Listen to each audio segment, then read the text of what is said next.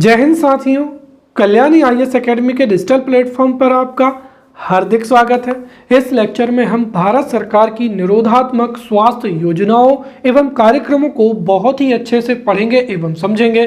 तो शुरू करते हैं। देखिए, देश में उच्च मानव संसाधन के विकास हेतु तथा देश में कार्यशील जनसंख्या में बढ़ोतरी के लिए बेहतर स्वास्थ्य सुविधाएं होना अति आवश्यक होता है और बेहतर स्वास्थ्य सुविधाओं की उपलब्धि के लिए समय समय पर स्वास्थ्य नीतियां निर्मित की जाती हैं और स्वास्थ्य नीतियों के माध्यम से ही देश में अच्छी एवं बेहतर स्वास्थ्य सुविधाएं उपलब्ध कराई जाती हैं। साथ ही साथ कोई विशेष स्वास्थ्य सुविधा तथा विशेष रोग के उन्मूलन के लिए या नियंत्रण के लिए समय समय पर विभिन्न स्वास्थ्य नीतियां, स्वास्थ्य योजनाएं एवं स्वास्थ्य कार्यक्रम भी संचालित किए जाते हैं। जो स्वास्थ्य योजनाएं हैं, स्वास्थ्य योजनाएं दो प्रकार की होती हैं, उपचारात्मक स्वास्थ्य योजनाएं और निरोधात्मक स्वास्थ्य योजनाएं। देखिए, उपचारात्मक स्वास्थ्य योजनाएं, देखिए ऐसी योजनाएं जो रोग हो जाने के पश्चात रोग के नियंत्रण के लिए या रोग के उन्मूलन के लिए उपलब्ध स्वास्थ्य सुविधाओं से संबंधित होती हैं, उनको ही क्या कहा जाता है? उपचारात्मक स्वास्थ्य योजनाएं कहा जाता है, जिनके बारे में हमने बहुत ही डिटेल से पिछले लेक्चर में पढ़ा था। इस लेक्चर में हम निरोधात्मक स्वास्थ्य योजनाओं को बहुत ही डिटेल से पढ़ेंगे। सबसे पहली चीज, निरोधात्मक स्वास्थ्य योजनाएं क्या होती हैं? देखिए, ऐसी स्वास्थ्य योजनाएं जो रोग होने से पहले ही बचाव या निरोधात्मक हेतु या रोगों से निरोध हेतु उपलब्ध स्वास्थ्य सेवाओं से संबंधित होती हैं, उन्हें ही निरोधात्मक स्वास्थ्य योजनाएं कहा जाता है। तो ऐसी स्वास्थ्य योजनाएं जिनका संबंध रोग होने से पहले ही बचाव हेतु उपलब्ध स्वास्थ्य सेवाओं से होता है, उन्हें ही निरोधात्मक स्वास्थ्य योजनाएं कहते हैं। और इनके माध्यम से लोगों को रोगग्रस्त होने से बचाया जाता है। साथ ही साथ जो बीमारियों का प्रसार है या प्रचार है, उसको भी नियंत्रित किया जाता है। साथ ही साथ हमारे देश में विभिन्न प्रकार की संक्रामक या गैर संक्रामक बीमारियों से हमारे देश के नागरिक प्रभावित ना हो, इसके लिए समय समय पर विभिन्न निरोधात्मक स्वास्थ्य कार्यक्रम एवं योजनाएं जो हैं क्रियान्वित की जाती हैं, ताकि बीमारी से पहले ही बचाव संभव हो सके। राइट। अब ये निरोधात्मक स्वास्थ्य योजनाएं कौन कौन सी हों, जिसमें से सबसे पहला महत्वपूर्ण कौन सा हो जाएगा? तो सबसे पहला महत्वपूर्ण हो जाएगा राष्ट्रीय स्वास्थ्य मिशन। देखिए, शुरुआत में राष्ट्रीय स्वास्थ्य मिशन ग्रामीण क्षेत्रों के लिए लागू किया गया था, परंतु बाद में इसको शहरी क्षेत्रों के लिए भी लागू कर दिया गया। तो वर्तमान समय में राष्ट्रीय ग्रामीण स्वास्थ्य मिशन ग्रामीण क्षेत्रों में स्वास्थ्य सुविधाओं की उपलब्धि के लिए, और राष्ट्रीय शहरी स्वास्थ्य मिशन हो जाएगा। फिर राष्ट्रीय स्वास्थ्य बीमा योजना, राष्ट्रीय आयुष मिशन, जननी सुरक्षा योजना, जीवन भारती महिला सुरक्षा योजना, मातृत्व स्वास्थ्य योजना। राइट। फिर जननी शिशु सुरक्षा कार्यक्रम, जननी एक्सप्रेस योजना, समन्वित बाल विकास योजना ICDS हो जाएगा, परिवार नियोजन योजना, परिवार कल्याणकारी कार्यक्रम, मिशन इंद्रधनुष जो कि टीकाकरण से संबंधित है। फिर बाल शक्ति योजना, आशा कार्यकर्ता की नियुक्ति, प्रसव सहयोग योजना और प्रधानमंत्री सुरक्षित मातृत्व अभियान। राइट। फिर कायाकल्प योजना, अटल बाल मिशन एक्सप्रेस, अटल बाल आरोग्य और पोषण मिशन, वंदे मातरम योजना, स्वास्थ्य घर योजना, इंदिरा गांधी मातृत्व सहयोग योजना, राष्ट्रीय मैटरनिटी बेनिफिट योजना, स्वास्थ्य बच्चे स्वास्थ्य भारत कार्यक्रम और मदर्स एब्सोल्यूट अफेक्शन। राइट। इत्यादि महत्वपूर्ण निरोधात्मक स्वास्थ्य सेवाएं हैं, जिनमें से प्रमुख एवं अति महत्वपूर्ण स्वास्थ्य योजनाओं को हम डिटेल से 1 बाय 1 करके पढ़ेंगे। सबसे पहला क्या हो जाएगा? राष्ट्रीय स्वास्थ्य मिशन या नेशनल हेल्थ मिशन हो जाएगा। देखिए, हमारे देश में अधिकांश जनसंख्या निम्न आय वर्ग में सम्मिलित होती है। साथ ही साथ सामाजिक एवं आर्थिक रूप से पिछड़े वर्ग के नागरिक अच्छी गुणवत्तापूर्वक जो स्वास्थ्य सुविधाएं हैं वो हासिल नहीं कर पाते हैं। कारण क्या है कि यदि वो गुणवत्तापूर्ण स्वास्थ्य सुविधाएं लेंगे तो उनको निजी क्षेत्र के अस्पतालों में जाना पड़ेगा और जहां पर उनको अपनी आय का बहुत बड़ा भाग जो है स्वास्थ्य सेवाओं पर खर्च करना पड़ेगा। इसलिए हमारे देश में निम्न आय वर्ग एवं आर्थिक रूप से पिछड़े वर्ग के जो नागरिक हैं वो काम चलाऊ स्वास्थ्य सुविधाओं के माध्यम से ही अपनी स्वास्थ्य आवश्यकताओं की पूर्ति करते हैं। हमारे देश में स्वास्थ्य स्थिति बेहतर हो सके तथा देश में प्रत्येक वर्ग, चाहे वो निम्न आय वर्ग हो या आर्थिक रूप से पिछड़े नागरिक हों, उनको अच्छी गुणवत्तापूर्वक स्वास्थ्य सुविधाएं एवं सस्ती स्वास्थ्य सुविधाएं उपलब्ध कराने के लिए राष्ट्रीय स्वास्थ्य मिशन प्रारंभ किया गया है। तो देश में ग्रामीण क्षेत्रों में, ग्रामीण क्षेत्रों एवं शहरी क्षेत्र, तो देश के ग्रामीण क्षेत्र एवं शहरी क्षेत्रों में सस्ती एवं गुणवत्तापूर्ण स्वास्थ्य सुविधाओं की उपलब्धता को सुनिश्चित करने के लिए राष्ट्रीय स्वास्थ्य मिशन प्रारंभ किया गया है। राष्ट्रीय स्वास्थ्य मिशन 2005 से ही प्रारंभ किया गया था और यह शुरुआत में केवल ग्रामीण क्षेत्रों के लिए ही था, परंतु 2013 से इसको शहरी क्षेत्रों में भी लागू कर दिया है। अर्थात राष्ट्रीय जो स्वास्थ्य मिशन है वो ग्रामीण क्षेत्रों के लिए राष्ट्रीय ग्रामीण स्वास्थ्य मिशन के नाम से क्रियान्वित है, तो वहीं शहरी क्षेत्रों में राष्ट्रीय शहरी स्वास्थ्य मिशन के नाम से जो है संचालित हो रहा है।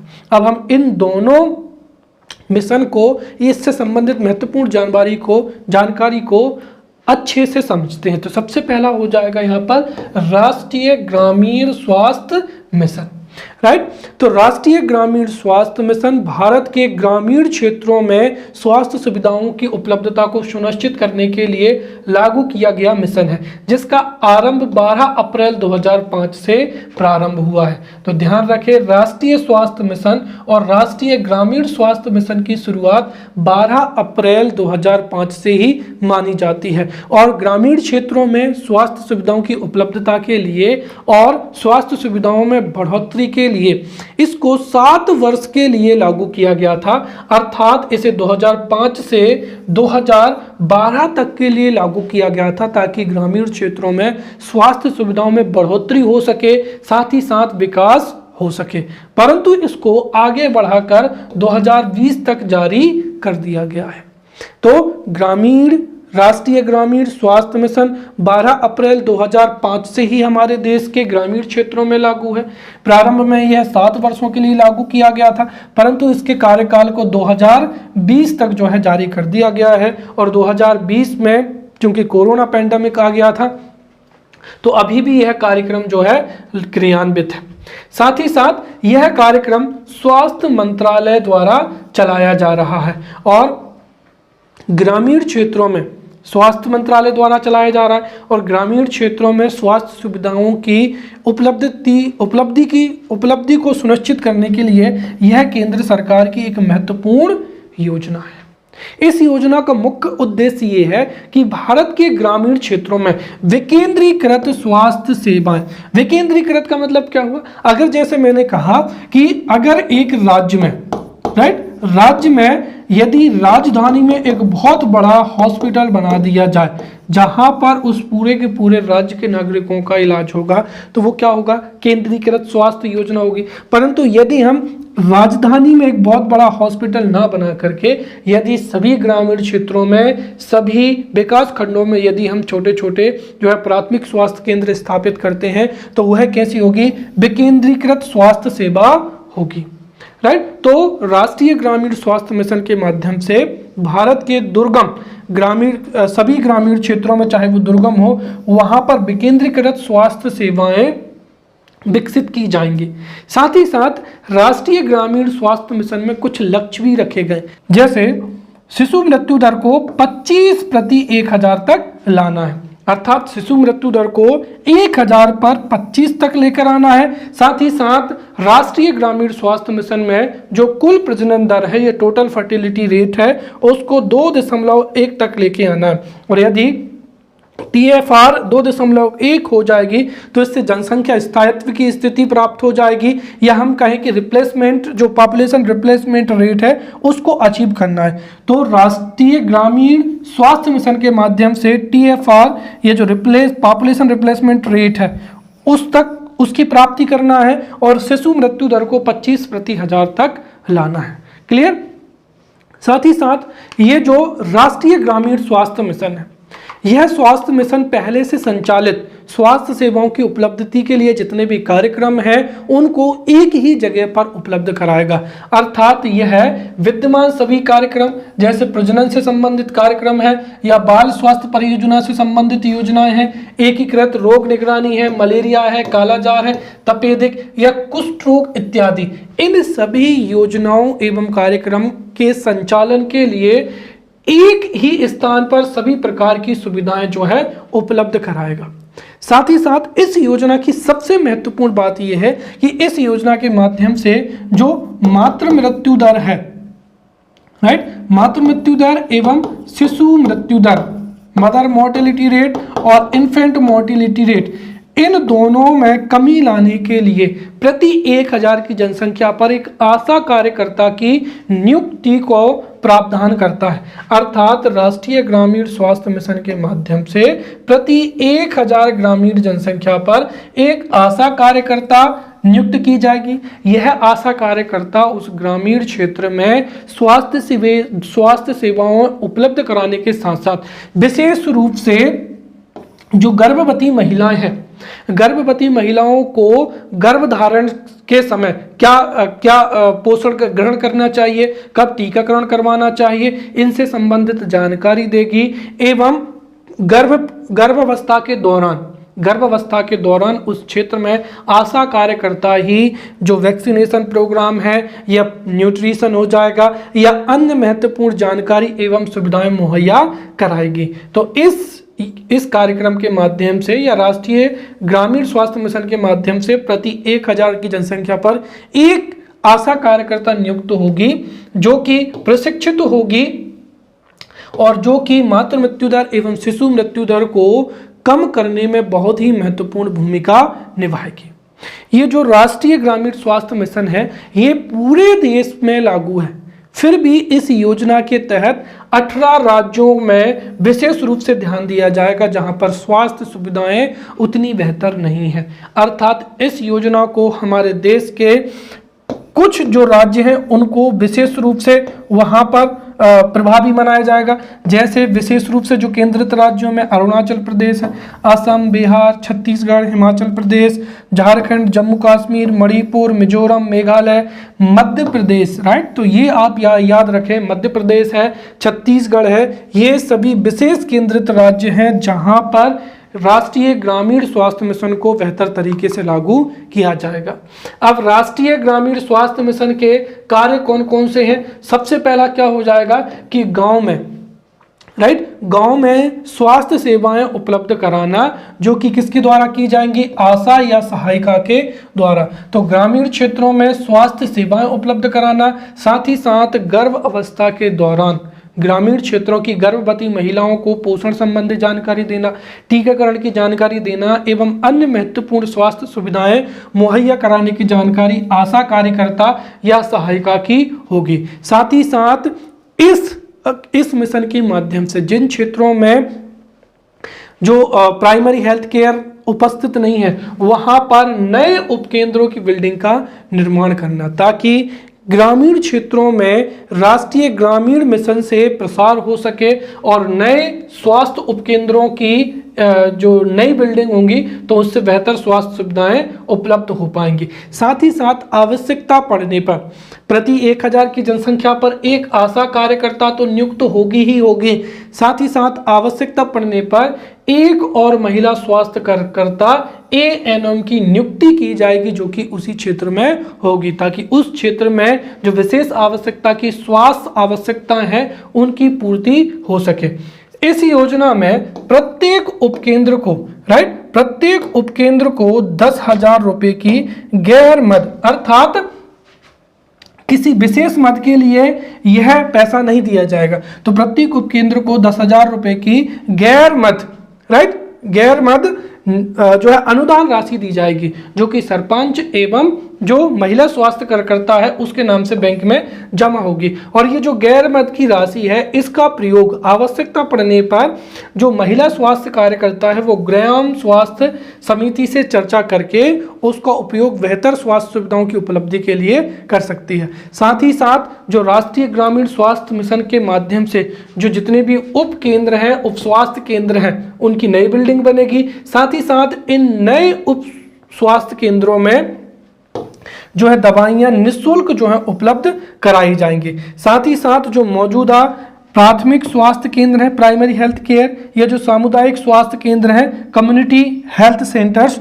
उनको और अधिक विकसित किया जाएगा और अधिक मजबूत बनाया जाएगा ताकि ग्रामीण क्षेत्रों में हर संभव स्वास्थ्य सेवा उपलब्ध कराई जा सके। फिर अगला हो जाएगा राष्ट्रीय ग्रामीण स्वास्थ्य मिशन। जब राष्ट्रीय स्वास्थ्य मिशन ग्रामीण क्षेत्रों में लागू किया गया था तो उससे ग्रामीण क्षेत्रों में जो शिशु मृत्यु दर है या मातृ मृत्यु दर है उसको नियंत्रित करने में अहम भूमिका प्राप्त हुई थी। साथ ही साथ अन्य स्वास्थ्य सेवाएं भी बेहतर तरीके से जो है ग्रामीण क्षेत्रों में पहुंच पाई थी। इसकी सफलता को देखते हुए ही और शहरी क्षेत्रों में इन स्वास्थ्य सेवाओं की आवश्यकता को ध्यान में रखते हुए मई 2013 से राष्ट्रीय स्वास्थ्य मिशन को शहरी क्षेत्रों में भी लागू किया गया था। तो राष्ट्रीय स्वास्थ्य मिशन मई 2013 से प्रारंभ हुआ है और इसका मुख्य उद्देश्य है कि जो प्राथमिक स्वास्थ्य देखभाल सेवाएं हैं उनको शहरी क्षेत्रों में भी उपलब्ध कराना।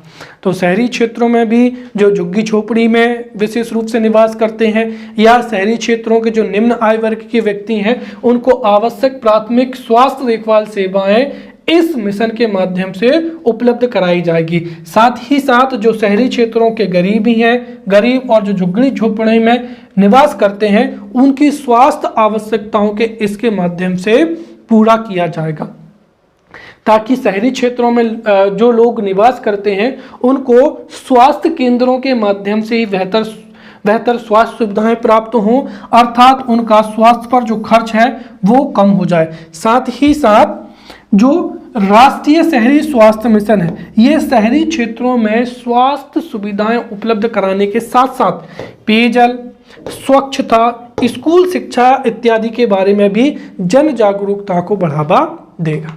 क्लियर? अब जो राष्ट्रीय शहरी स्वास्थ्य मिशन है उसकी हम मुख्य विशेषताओं को समझेंगे। राष्ट्रीय शहरी स्वास्थ्य मिशन के तहत आवश्यकता आधारित शहर विशिष्ट शहरी स्वास्थ्य देखभाल जो है प्रणाली विकसित की जाएगी ताकि प्रत्येक विशेष शहर में वहां पर जल आवश्यकताएं या पेयजल आपूर्ति की आवश्यकताएं या वहां की जो जलवायु उसके आधार पर जो जितनी भी बीमारियां हैं उनकी निगरानी के लिए एवं नियंत्रण के लिए जो भी स्वास्थ्य आवश्यकताएं हैं उनकी पूर्ति के लिए विशिष्ट शहरी स्वास्थ्य देखभाल जो है प्रणाली लागू की जाएगी ताकि उस शहर विशेष में वहाँ की स्वास्थ्य आवश्यकताओं की पूर्ति के लिए जो विशिष्ट शहरी स्वास्थ्य सेवाएं उपलब्ध हो सके। साथ ही साथ समुदाय या स्थानीय निकाय और जो गैर सरकारी संगठन है उनके माध्यम या उनके साथ भी साझेदारी की जाएगी ताकि एनजीओज की मदद से शहरी क्षेत्रों में बेहतर स्वास्थ्य सुविधाएं उपलब्ध होंगी। इसके साथ ही जिला स्वास्थ्य कार्य योजना भी लागू होगी और शहरी क्षेत्रों में जो केंद्र राज्य की फंडिंग पैटर्न होगा ये प्री के हिसाब से आप याद रखना, ये एमसीक्यूज में पूछा जा सकता है। तो राष्ट्रीय शहरी स्वास्थ्य मिशन में केंद्र राज्य का जो फंडिंग पैटर्न होगा वो 75-25 का होगा, अर्थात 75 सेंटर का और 25 किसका होगा, स्टेट होगा। लेकिन ये सामान्य राज्यों की बात है। यदि विशेष राज्य जैसे पूर्वोत्तर भारत के राज्य हैं या फिर जो केंद्र शासित प्रदेश हैं उनमें जो फंडिंग पैटर्न होगा वो 1910 होगा। क्लियर? चलिए अब अगली योजना हो जाएगी प्रधानमंत्री स्वास्थ्य सुरक्षा योजना। जो प्रधानमंत्री स्वास्थ्य सुरक्षा योजना है इसको मार्च 2006 में मंजूरी दी गई थी और जो स्वास्थ्य सुरक्षा योजना है यह एक बहुत ही महत्वपूर्ण योजना है। इस योजना के माध्यम से देश में बेहतर स्वास्थ्य सुविधाओं का, स्वास्थ्य अनुसंधान क्षेत्रों को बढ़ावा दिया जाएगा। जो प्रधानमंत्री स्वास्थ्य सुरक्षा योजना है, इसके माध्यम से 3 चरणों में उच्च स्तरीय या हम ये कहें कि एम्स जैसे मेडिकल संस्थान स्थापित किए जाएंगे, ताकि देश में स्वास्थ्य सुविधाएं भी उपलब्ध हो सकें, साथ ही साथ स्वास्थ्य शिक्षा के क्षेत्र में भी योगदान प्राप्त हो सके। इसके साथ ही देश के विभिन्न भागों में जो सस्ती एवं विश्वसनीय जो स्वास्थ्य सेवाएं की उपलब्धता में जो भी विसंगति है, उसको इसके माध्यम से दूर किया जाएगा और जो चिकित्सा शिक्षा है उसको बढ़ावा दिया जाएगा। तो प्रधानमंत्री स्वास्थ्य सुरक्षा योजना मार्च 2006 में लागू हुई, जिसके माध्यम से या जिसके तहत 3 चरणों में एम्स जैसे संस्थान स्थापित किए जाएंगे, जिससे एक ओर जो विश्वसनीय स्वास्थ्य सेवाओं की जो विसंगतियां हैं वो दूर हो जाए, साथ ही साथ चिकित्सा शिक्षा को भी बढ़ावा मिल सके। अगली हो जाएगी राष्ट्रीय स्वास्थ्य बीमा योजना। तो राष्ट्रीय स्वास्थ्य बीमा योजना है और इस राष्ट्रीय स्वास्थ्य बीमा योजना की प्रारंभ 1 अक्टूबर 2007 से हुई है। इसका संचालन श्रम मंत्रालय के द्वारा किया जा रहा है। अब ये क्यों जरूरी है, थोड़ा उस पर चर्चा करते हैं। देखिए, जो असंगठित क्षेत्र के जो मजदूर होते हैं, राइट, वो दैनिक रूप से कार्य करते हैं और उनको दैनिक रूप से वेजेस मिलता है। तो एक और तो जो डेली वेजेस वर्कर होते हैं उनके पास में पर्याप्त सेविंग नहीं होती है। दूसरी चीज, यदि वो बाई चांस बीमार हो जाते हैं तो उनको लोन लेकर अपना इलाज कराना पड़ता है, जिसकी वजह से कई बार वो ऋणग्रस्त भी हो जाते हैं। और साथ ही साथ अगर किसी के पास में सेविंग भी होती है तब भी वो क्या होती है, चली जाती है। इस विकट स्थिति से निकलने के लिए ही राष्ट्रीय स्वास्थ्य बीमा योजना लागू की गई है। तो राष्ट्रीय स्वास्थ्य बीमा योजना जो है 1 अक्टूबर 2007 से लागू की गई है। और इस बीमा योजना में क्या होगा, जो असंगठित क्षेत्र में कार्य करने वाले मजदूर हैं उनको स्वास्थ्य बीमा उपलब्ध कराया जाएगा, ताकि यदि असंगठित क्षेत्र का जो मजदूर वर्ग है अगर उनको बीमारी होती है तो उनको बीमा राशि के माध्यम से उनका इलाज हो पाएगा और बीमा राशि के माध्यम से वो स्वास्थ्य सुविधाएं प्राप्त कर पाएंगे। इससे क्या फायदा होगा कि जो असंगठित क्षेत्र के मजदूर वर्ग हैं उनकी जो भी आकस्मिक वित्तीय आवश्यकताएं हैं उनकी पूर्ति हो जाएगी और वो बेहतर से बेहतर स्वास्थ्य सेवाएं भी ले पाएंगे। राइट, यह 1 अक्टूबर 2007 से प्रारंभ हुई है, जिसका संचालन श्रम मंत्रालय कर रहा है। अगला क्या हो जाएगा, प्रधानमंत्री सुरक्षित मातृत्व अभियान हो जाएगा। देखिए, प्रधानमंत्री सुरक्षित मातृत्व अभियान एक बहुत ही अच्छा कार्यक्रम है। स्वास्थ्य के क्षेत्र में यदि आपको किसी भी बीमारी के बारे में या किसी भी स्वास्थ्य सुविधा के बारे में यदि जागरूकता है तो आप उन स्वास्थ्य सुविधाओं को आसानी से ग्रहण कर पाएंगे। और दूसरी चीज, स्वास्थ्य जागरूकता की वजह से आप अपने आप को रोगग्रस्त होने से भी बचा सकते हैं। यह योजना इन दोनों ही उद्देश्यों की पूर्ति करती है। तो जो सुरक्षित मातृत्व अभियान है, इस अभियान के तहत एक और गर्भवती महिलाओं को गर्भावस्था के दौरान पोषण से संबंधित, स्वास्थ्य सुविधाओं से संबंधित जानकारी देती है, तो दूसरी ओर उन्हें उचित स्वास्थ्य सुविधाएं भी मुहैया कराती है। इस योजना के माध्यम से प्रत्येक माह की जो 9 तारीख है, राइट, तो इस योजना के माध्यम से प्रत्येक माह की 9 तारीख को सभी गर्भवती महिलाओं को व्यापक, गुणवत्ता युक्त एवं प्रसव पूर्व देखभाल जो है प्रदान किया जाएगा। तो 9 तारीख को देश की जो गर्भवती महिलाएं हैं वो अपने नजदीकी स्वास्थ्य केंद्रों में, उप स्वास्थ्य केंद्रों में जाकर वहां पर व्यापक और गुणवत्ता युक्त जो प्रसव पूर्व देखभाल सुविधाएं हैं ये प्राप्त वहां पर कर सकती हैं। और इन स्वास्थ्य सेवाओं में, राइट, इन स्वास्थ्य सेवाओं में गर्भावस्था के 4 महीने होने के पश्चात यदि कोई महिला गर्भवती है और 4 से ज़्यादा माह हो चुके हैं तो उस महिला को सभी नैदानिक, राइट, उसकी नैदानिक और प्रसव पूर्व जो जितनी भी सेवाएं हैं, जैसे टीकाकरण हो जाएगा या फॉलिक एसिड की टेबलेट हो जाएंगी या प्रोटीन की प्रदायगी हो जाएगी या फिर विभिन्न प्रकार की जांच हो जाएंगी या सोनोग्राफी हो जाएगी। तो कुल मिलाकर 4 माह से अधिक गर्भधारण होने के पश्चात सभी प्रकार की नैदानिक सेवाएं, राइट, जांच सेवाएं, परीक्षण सेवाएं एवं पोषण संबंधी जो सेवाएं हैं उनका न्यूनतम पैकेज इस योजना के माध्यम से प्रदान किया जाएगा। साथ ही साथ ये जो जितनी भी प्रसव पूर्व जांच सेवाएं हैं, प्रसव पूर्व जांच सेवाएं हैं, चाहे विभिन्न प्रकार के ब्लड टेस्ट हो या फिर सोनोग्राफी हो, वो विशेषज्ञ चिकित्सा अधिकारियों द्वारा ही उपलब्ध कराए जाएंगे। साथ ही साथ इस योजना में एक और मुख्य बात यह है कि प्रधानमंत्री सुरक्षित मातृत्व अभियान के द्वारा जो स्वास्थ्य केंद्र है या उप स्वास्थ्य केंद्र है उनमें तो प्रसव पूर्व जो है देखभाल सेवाएं उपलब्ध कराई ही जाएंगी।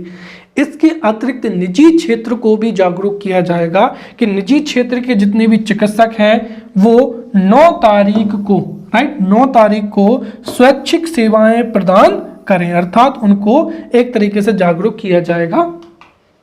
अब अगली हो जाएगी जननी सुरक्षा योजना। तो देखिए, जननी सुरक्षा योजना एक बहुत ही अच्छी योजना है। जननी सुरक्षा योजना की शुरुआत 1 अप्रैल 2005 से हुई है।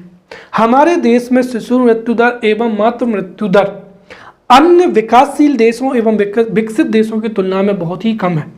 उसका कारण क्या है? बहुत ही अधिक है। तो मातृ मृत्यु दर भी अधिक है और शिशु मृत्यु दर भी अधिक है। उसका सबसे बड़ा कारण क्या है कि संस्थागत प्रसव नहीं होता है। संस्थागत प्रसव का तात्पर्य क्या हुआ कि हमारे ग्रामीण क्षेत्रों में जो अप्रशिक्षित एवं अकुशल जो दाइयां होती हैं वही क्या कराती हैं, प्रसव कराती हैं। और इस वजह से कई बार यदि ग्रामीण क्षेत्रों में प्रसव के दौरान यदि ब्लड की ज़रूरत है या फिर कोई प्रेगनेंसी से रिलेटेड कोई कॉम्प्लिकेशंस हो जाता है और पास में क्या होते हैं, कोई स्वास्थ्य केंद्र भी नहीं होते, तो इस वजह से असुरक्षित प्रसव के कारण एक तो कई प्रकार की बीमारियां उत्पन्न हो जाती हैं और कई बार जच्चा एवं बच्चा की मृत्यु भी हो जाती है। इसीलिए जरूरत यह है कि जो जितने भी प्रसव हो रहे हैं उनको डॉक्टरों की देख रेख में उचित स्वास्थ्य सुविधाओं की उपलब्धति में ही होना चाहिए। अगर हॉस्पिटल में या जिला अस्पतालों में या स्वास्थ्य केंद्रों में यदि प्रसव होगा तो उससे यदि कोई भी प्रेगनेंसी से रिलेटेड या प्रसव के दौरान कोई भी कॉम्प्लेक्सिटी उत्पन्न होती है तो उसको डॉक्टर तुरंत के तुरंत मेडिसिन दे सकते हैं एवं जच्चा एवं बच्चा की जान बचाई जा सकती है। क्लियर? अब प्रश्न ये होता है कि ग्रामीण क्षेत्रों की जो गर्भवती महिलाएं हैं उनको कैसे जिला अस्पतालों तक या अस्पताल तक उनको लाया जाए। इसके लिए यह एक प्रोत्साहन आधारित क्या है, योजना है, राइट, ताकि अधिक से अधिक जो गर्भवती महिलाएं हैं वो संस्थागत प्रसव के लिए प्रोत्साहित हो सकें। तो यह योजना कब लागू हुई है? 1 अप्रैल 2005 को लागू हुई है। और इसका मुख्य उद्देश्य क्या रखा गया है? इस योजना का मुख्य उद्देश्य है संस्थागत प्रसव को बढ़ावा देना, ताकि संस्थागत प्रसव को यदि बढ़ावा मिलेगा तो इससे शिशु मृत्यु दर एवं मातृ मृत्यु दर में कमी आएगी एवं साथ शिशु मृत्यु दर एवं मातृ मृत्यु दर नियंत्रित हो जाएगा। साथ ही साथ जो गरीबी रेखा से नीचे जीवन यापन करने वाले परिवार की महिलाएं हैं उनको विशेष रूप से संस्थागत प्रसव के लिए प्रोत्साहित करना है। यह योजना केंद्रीय सहायता से संचालित हो रही है और यह नेशनल रूरल हेल्थ मिशन का एक प्रमुख घटक है। अर्थात इस योजना का क्रियान्वयन राष्ट्रीय ग्रामीण स्वास्थ्य मिशन के अंतर्गत जो है संचालित हो रहा है। इसकी शर्त भी है। वो शर्त क्या है कि इस योजना का लाभ केवल और केवल पहले 2 जीवित प्रसव के समय ही दिया जाता है और इस योजना में जो प्रोत्साहन राशि दी जाती है सबसे पहले वो भी आपको एमसीक्यूज के लिए याद रखना है। तो ग्रामीण क्षेत्र की महिलाएं यदि ग्रामीण क्षेत्र की महिलाओं का संस्थागत प्रसव होता है तो उनको 1400 रुपये का बोनस दिया जाएगा और शहरी क्षेत्र के महिलाओं को संस्थागत प्रसव होने पर 1000 रुपये का बोनस दिया जाएगा, ताकि इस बोनस के माध्यम से वो प्रोत्साहित हो सके एवं संस्थागत प्रसव में बढ़ोतरी हो सके। संस्थागत प्रसव में बढ़ोतरी होगी तो उससे शिशु मृत्यु दर एवं मातृ मृत्यु दर को नियंत्रित किया जा सकता है और रोका जा सकता है। अगली हो जाएगी जननी शिशु सुरक्षा कार्यक्रम।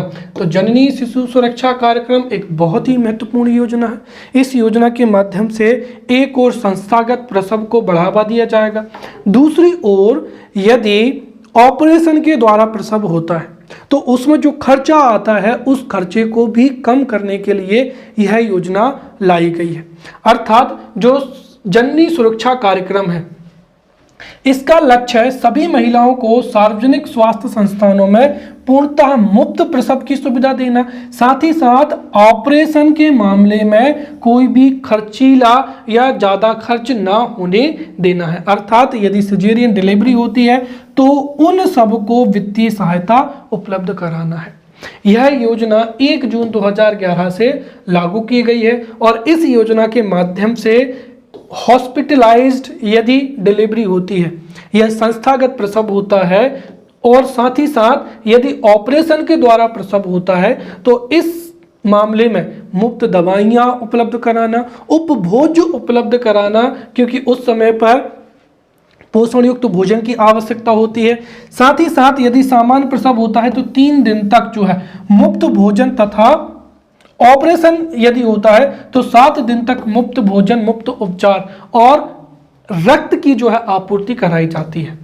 तो जननी शिशु सुरक्षा कार्यक्रम के तहत सामान्य प्रसव में 3 दिन तक दवाइयां, रक्त, उपभोज्य और भोजन, और ऑपरेशन से 7 दिन तक जो है भोजन उपलब्ध कराया जाता है, ताकि यदि ऑपरेशन से यदि डिलीवरी हुई है तो वित्तीय खर्च ज़्यादा ना हो। साथ ही साथ घर से सार्वजनिक संस्थानों तक मुफ्त जो है परिवहन की सुविधा भी प्रदान कराई जाती है। अगला हो जाएगा समन्वित बाल विकास सेवा योजना हो जाएगा या ICDS प्रोग्राम हो जाएगा। देखिए, हमारे देश में कुपोषण की समस्या से निपटने के लिए एवं कुपोषण जनित बीमारियों से छुटकारा पाने के लिए समन्वित बाल विकास योजना या ICDS एक बहुत ही महत्वपूर्ण योजना है। इस योजना के माध्यम से ग्रामीण क्षेत्रों की महिलाएं, जो किशोर हैं, किशोरियां हैं, बच्चे हैं, उनकी पोषण संबंधी आवश्यकताओं की पूर्ति की जाती है। साथ ही साथ कुपोषण के कारण जो भी विसंगतियां उत्पन्न होती हैं उनको नियंत्रित किया जाता है। जो समन्वित बाल विकास सेवा योजना है यह 1975 में प्रारंभ हुई थी, परंतु 1991-92 में इसमें प्रसार किया गया है और इस योजना के माध्यम से 6 वर्ष से कम आयु के बच्चे या 15 से 44 आयु वर्ग की महिलाएं, गर्भवती महिलाएं तथा स्तनपान कराने वाली महिलाएं, 4 वर्ग हो जाएंगे। एक तो 6 वर्ष से कम उम्र के बच्चे, 15 से 44 आयु वर्ग की महिलाएं, गर्भवती महिलाएं एवं स्तनपान कराने वाली महिलाओं को पूरक पोषण उपलब्ध कराया जाएगा। अर्थात कुपोषण से निपटने के लिए इनको महिलाओं को, बच्चों को आंगनबाड़ी के माध्यम से भोज्य पदार्थ उपलब्ध कराए जाएंगे। तो समन्वित बाल विकास जो सेवा योजना है, इस सेवा योजना में आंगनबाड़ी के माध्यम से गर्भवती या स्तनपान कराने वाली महिलाएं या 6 से कम उम्र के बच्चों को पूरक पोषण, अर्थात उनको पोषण युक्त जो रेडी टू ईट भोज्य पदार्थ हैं, दलिया है तो वो दलिया या रेडी टू ईट जो भोज्य पदार्थ हैं पोषण युक्त, वो आंगनबाड़ी के माध्यम से वितरित किए जाते हैं। साथ ही साथ जो फॉलिक एसिड की टैबलेट है या अन्य पोषण संबंधी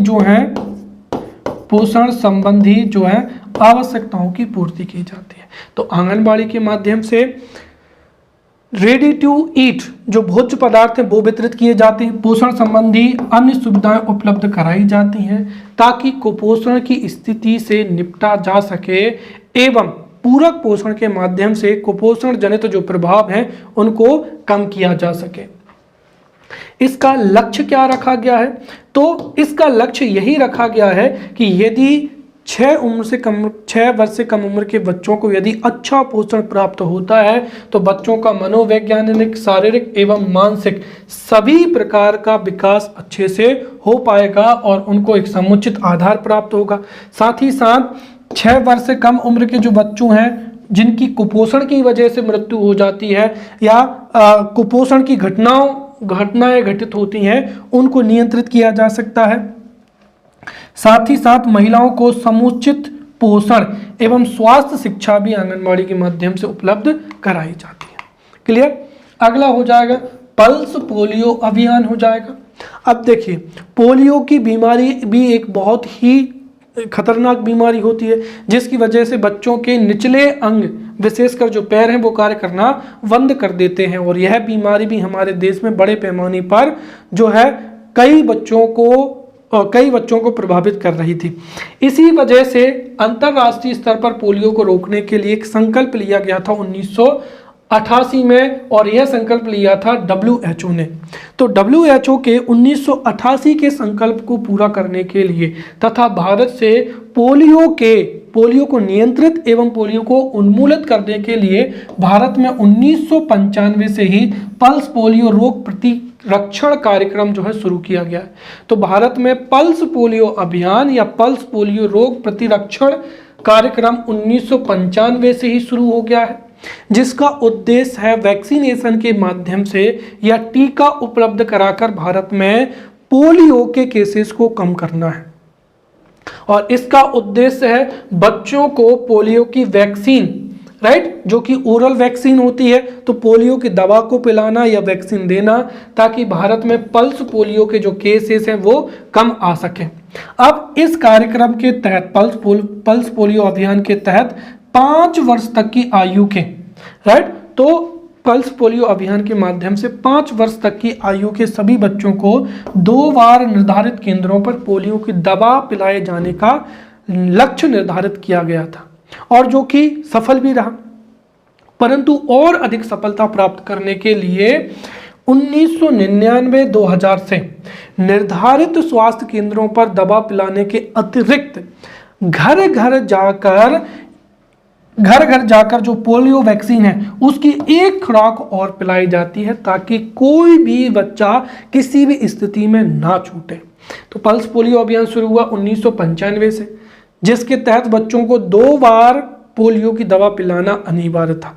परंतु 1999-2000 से घर घर जाकर पोलियो वैक्सीन की एक खुराक देने का भी जो है लक्ष्य रखा गया, और फिर इसको इतना विस्तृत किया गया कि कुल मिलाकर जो 2-3 खुराक पिलाई जाती हैं, जिसमें से 2 खुराक संस्थानों पर और तीसरी जो खुराक है वो घर घर जाकर जो है पिलाई जाती है, ताकि पोलियो खत्म किया जा सके।